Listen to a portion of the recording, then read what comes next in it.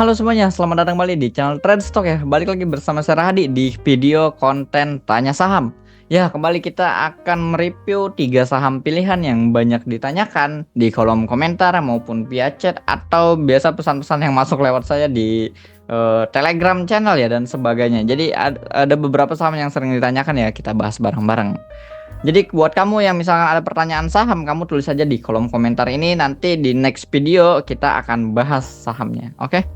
Sebelumnya terima kasih banyak ya buat kamu yang udah support channel ini dengan cara like, komen, dan juga di subscribe. Jangan lupa dinyalakan loncengnya supaya nggak ketinggalan video menarik kita selanjutnya.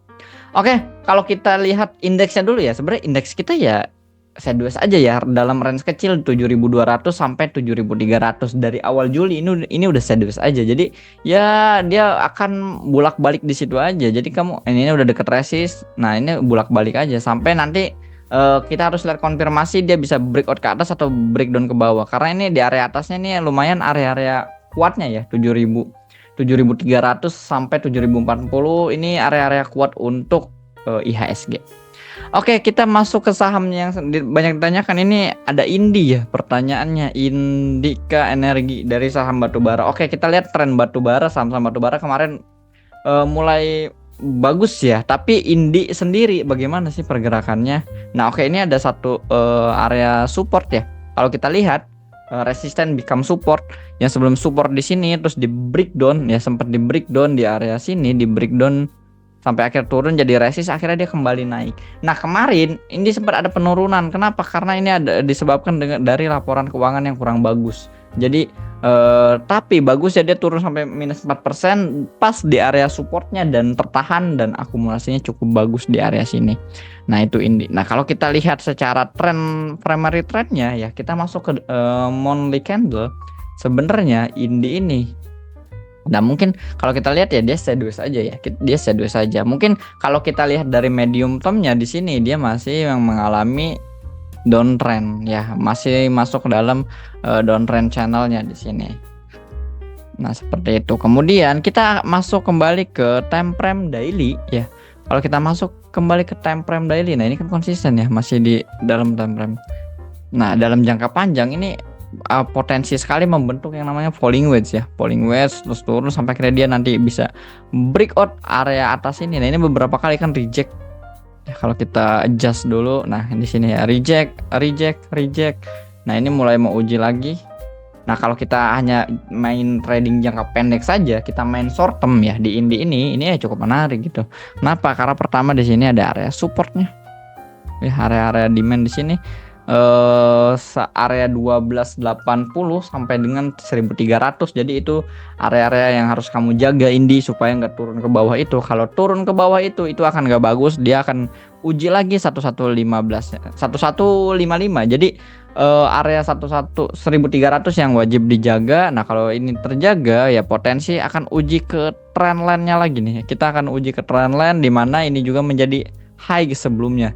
Area kalau kita buat mungkin ada chance sekitar 15-10% ini kalau dari area support ya lumayan, tapi kalau dari harga saat ini ada chance sekitar 8%. Jadi apakah menarik Indi? Ya mungkin kalau kamu mau masuk dari area sini, dari harga last price-nya di 1360, kamu harus cicil sampai dengan harga 12 ya, sampai dengan 1280 maksimal. Di bawah itu kamu harus cut karena skenarionya nggak akan bagus, dia akan turun sampai dengan 1155 seperti itu ya. Itu untuk Indi. Jadi akan menarik lagi ketika dia breakout trendline channel di sini, maka dia akan terkonfirmasi membuat higher high dan secara short term dia sudah mengalami uptrend. Jadi reversal nih dari downtrend yang sebelumnya sering buat lower low. Ini kalau kita lihat ini kan low, lower high, lower low, lower high, lower low. Nah, ini kan masih buat lower high.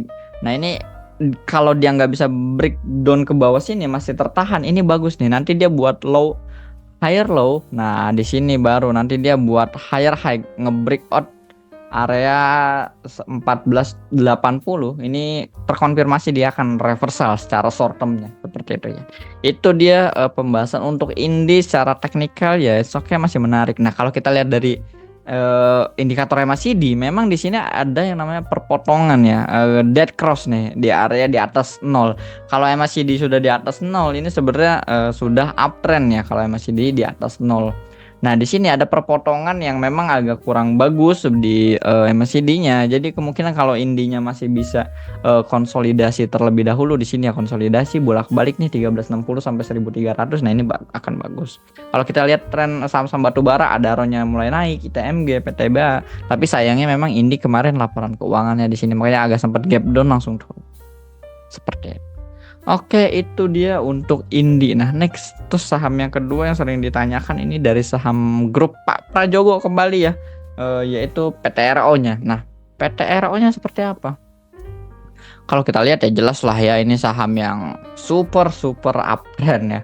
Uptrend banget ini dari harga 1.500 sampai dengan area 8.000 ini PTRO. Jadi secara primary trendnya masih sangat uptrend. Nah, kita masuk ke time frame daily-nya. Di sini sebenarnya masih sedang konsolidasi nih.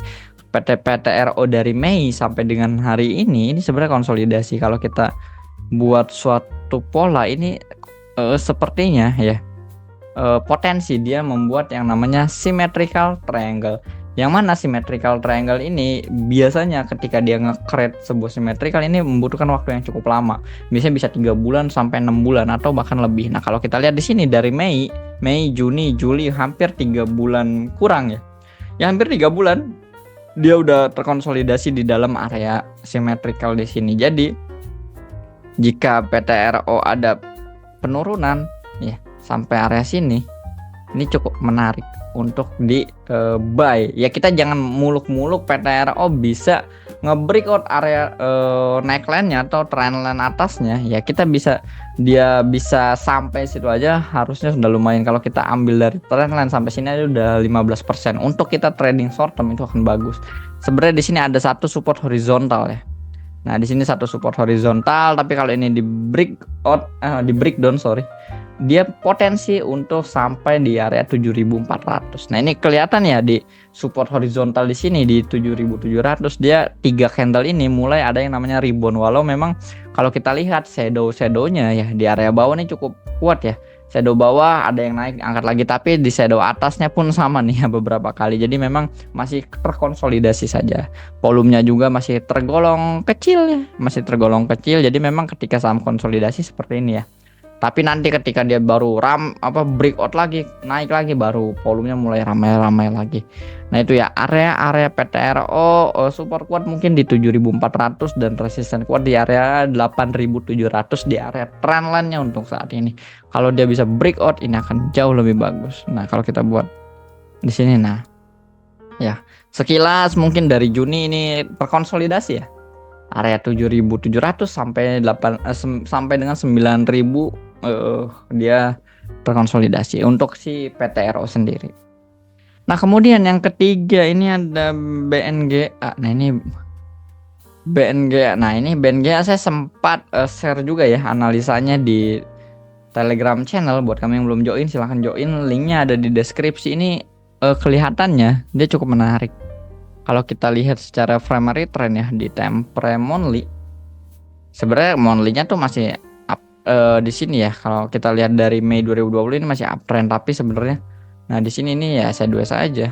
Base area sideways-nya. Nah, seperti itu ya. Jadi itu untuk monthly-nya.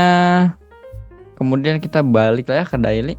Nah, BNGA ini menarik ya. Kalau kita dari time frame daily ya, kita lihat secara medium term-nya ini kan downtrend ya, turun ya.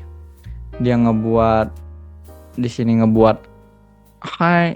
higher high. Nah, di sini tiba-tiba dia gap down waktu itu ya, turun pas pembagian dividen ya. Pas pembagian dividen dia turun, breakdown support. Nah, sampai saat ini dia belum naik lagi. Nah, ini ada gap.